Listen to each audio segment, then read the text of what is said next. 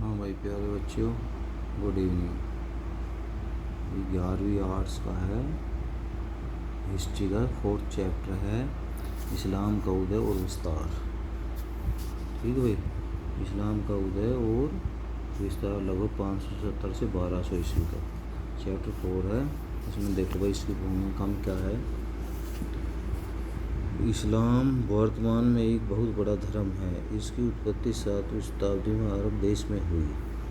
कहाँ हुई भाई? अरब देश में। इसके बाद यह विश्व के विस्तृत भूभाग में फैल गया। कहाँ फैल गया? विस्तृत भूभाग में। इसकी स्थापना पैगंबर मोहम्मद द्वारा की गई। इसके पश्चात उसके प्रतिनिधि उत्तराधिकारी खलीफाओं ने इसे दिशा दे दी। इसके बाद उम्मयद एवं अब्बासी शासकों ने इसका विस्तार किया। वर्तमान में यह विश्व का दूसरा बड़ा धर्म है तथा इसमें विश्वास करने वाले अनुयायियों की संख्या 1 अरब से अधिक है।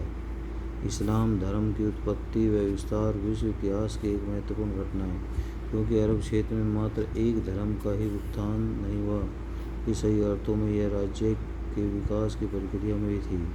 प्रस्तुत अध्याय में हम देखेंगे कि इस क्षेत्र में राज्य व धर्म किन परिस्थितियों में विकसित होता है तथा उसके बाद अर्थव्यवस्था में किस तरह से परिवर्तन आते हैं। इसी कड़ी में सांस्कृतिक परिवर्तन की प्रक्रिया का अध्ययन भी किया जाएगा। अब देखो भाई, 7वीं शताब्दी के आरंभिक दशकों में बेदुआओं के जीवन की क्या विशेषता थी? 7वीं शताब्दी के आरंभिक दशकों में बेदुओं के जीवन की प्रमुख विशेषता नंबर 1, इन लोगों का मुख्य खाद्य पदार्थ खजूर था। ये लोग ऊँट पालते थे। ये अपने ऊँटों के लिए भोजन की तलाश में रेगिस्तान के सूखे क्षेत्रों से हरे भरे क्षेत्रों की ओर यात्रा करते थे। ये लोग अपने भोजन की आवश्यकता अनुसार खेती भी किया करते थे। अपने कबीले का वर्चस्व बनाए रखने के लिए इन्हें दूसरे कबीले से संघर्ष करना पड़ता था। अब्बासी क्रांति से अब 750 ईस्वी में उमैयद वंश के खलीफा का वध करके अब्बासी वंश की स्थापना अब्बासी क्रांति कहलाती है। अब्बासी पैगंबर मोहम्मद के चाचा अब्बास के वंशज थे। इनकी गतिविधियों का मुख्य केंद्र खुरासान था। इन्होंने अपनी राजधानी बगदाद को बनाया। इस वंश की स्थापना अल-मंसूर 750 से 775 ने की। अल-मंसूर द्वारा उम्मयदों को इस्लाम विरोधी घोषित किया गया। क्या है? अल-मंसूर द्वारा उम्मयदों को क्या किया गया? इस्लाम विरोधी घोषित किया गया। अब्बासी शासकों ने मक्का व मदीना के लोगों को अधिक महत्व दिया। उन्होंने पैगंबर मोहम्मद के इस्लाम को पुनः स्थापित करने की बात कही। अरबों, ईरानियों व तुर्कों द्वारा स्थापित राज्य की बहुसंस्कृति को उदाहरण दीजिए। अरबों का प्रभाव अरब तथा सीरिया के विभिन्न भागों में फैला हुआ था। इनके द्वारा स्थापित राज्यों में विशेष रूप से मुस्लिम, यहूदी तथा ईसाई संस्कृतियों का विकास हुआ। ईरानी साम्राज्य का वर्चस्व इराक तथा ईरान में था। इस साम्राज्य में मुस्लिम तथा ईसाई संस्कृति के लोग रहते थे। तुर्की साम्राज्य के राज्यों में सीरियाई, भारतीय तथा ईरानी संस्कृतियाँ फली फूली। प्रत्येक साम्राज्य में गैर मुस्लिम लोगों से कर वसूले जाने के पश्चात अच्छा व्यवहार किए जाने की परंपरा थी। यूरोप व एशिया में धर्म युद्धों का प्रभाव क्या था भाई? यूरोप व एशिया पर धर्म युद्धों के निम्नलिखित प्रभाव पड़े। अच्छे प्रभाव नंबर 1, धर्म युद्धों के कारण यूरोपीय सभ्यता के प्रभाव में वृद्धि हुई।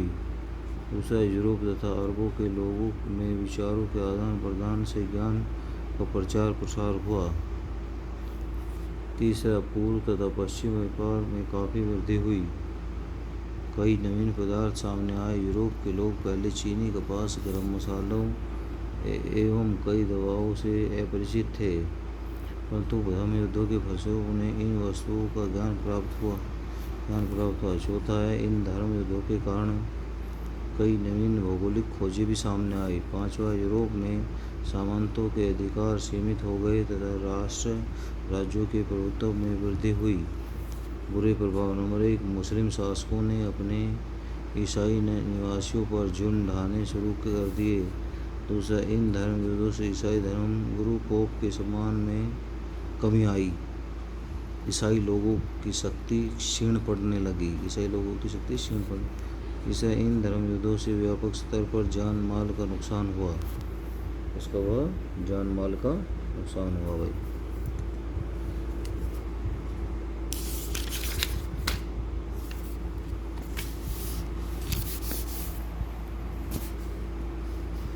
अब देखो भाई, इस्लाम शब्द की व्याख्या करें। इस्लाम शब्द जिस शब्द से निकला है उसका मूल शब्द है सलम। इसका मूल अर्थ है शांति। क्या है? शांति। इस्लाम शब्द का अर्थ है शांति स्थापित करना तथा अल्लाह की इच्छा को समर्पित होना। अर्थात इस धर्म के ने भाईचारे की भावना पर आधारित बराबरी एवं समानता की बात कही और इसी विचारधारा का प्रसार किया। इस विचारधारा में विश्वास करने वाले धीरे धीरे एक समुदाय के रूप में संगठित हो गए। हजरत मोहम्मद के आरंभिक जीवन के बारे में आप क्या जानते हैं?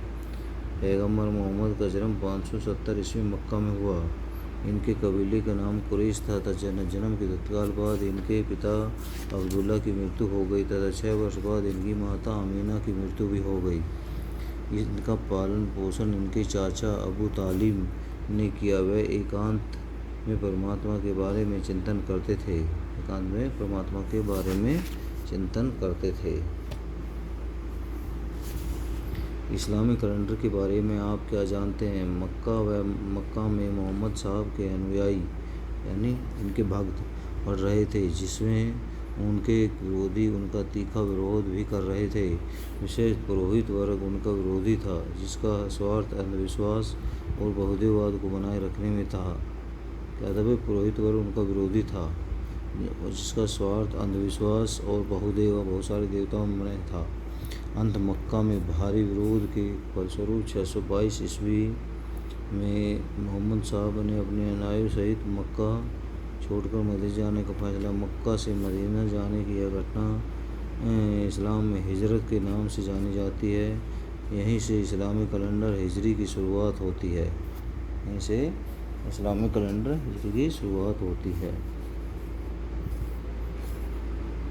खिलाफत की स्थापना किन परिस्थितियों में हुई?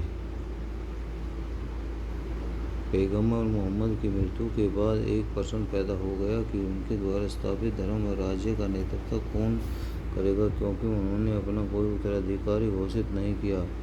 ऐसी स्थिति में मुस्लिमों की संस्था उम्मा ने निर्णय लिया कि उनके समुदाय का नेता पैगंबर का प्रतिनिधि अमीर अल मोमिनीन होगा तथा उसे खलीफा कहा जाएगा। खलीफा को पैगंबर मोहम्मद की शिक्षाओं पर चलते हुए आदर्शों का पालन करना था। अबू बकर के कार्य सफलता का उल्लेख कीजिए भाई। अबू बकर पैगंबर मोहम्मद के बाद पहले खलीफा बने। पैगंबर मोहम्मद के अनुयायियों ने उन्हें नेतृत्व के लिए चुना। उन्हें प्रारंभिक स्थिति में स्थापित धर्म व राज्य दोनों को नियंत्रित करने के साथ साथ उन्हें इस्लाम विरोधियों के साथ भी संघर्ष करना पड़ा। कुछ कबीलों ने तो उन्हें कर देने से भी इनकार कर दिया। कर देने से इनकार कर दिया, जिसके लिए उन्हें कठोर नीति अपनानी पड़ी।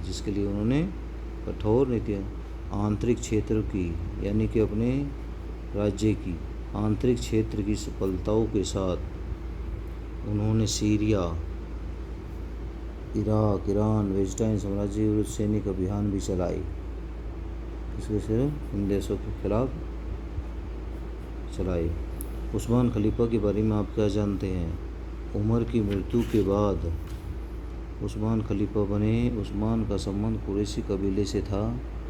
इस कबीले की मक्का क्षेत्र में बहुलता थी। पैगंबर मोहम्मद का कबीला भी यही था।